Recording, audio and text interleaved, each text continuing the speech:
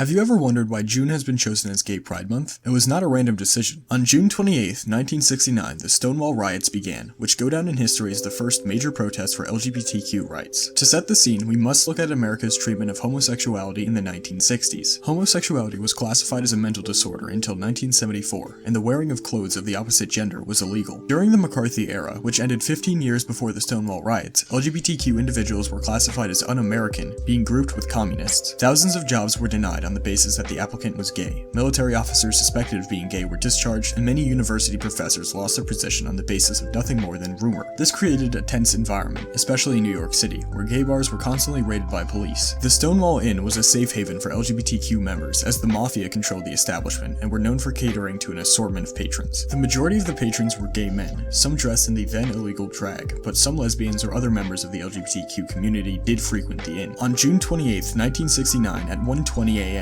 police raided the Stonewall Inn. As they took the LGBTQ members outside to be placed in police vehicles, a large crowd of around 150 people formed in minutes. This crowd would grow to around 550 people. Slowly, the crowd voiced their support of the arrested LGBTQ patrons. Singing broke out, but eventually the crowd turned violent. Shouts of gay power were heard as the police were swarmed by the onlookers. Some handcuffed patrons of the club were able to escape in the confusion. The crowd slashed the tires of police vehicles and even attempted to flip a police wagon. Shortly after, the rioters took to the streets, hurling flaming trash cans, empty beer bottles, and anything else they could find. They chanted in support of the LGBTQ community. The police were forced to retreat initially, but they returned shortly after in full force. They arrested anyone on the street and brutally beat down the rioters. Some rioters were hospitalized. The riots continued the next night with around 1,000 supporters. These riots officially ended July 3rd, 1969. These riots led to the creation of the Gay Liberation Front, one of the first formal organizations fighting for gay rights. 1 year after the riots, on June 28, 1970, the first organized march was held in support of the LGBTQ community. The slogan had changed from Gay Power to Gay Pride, cementing June as Pride Month for many years to come.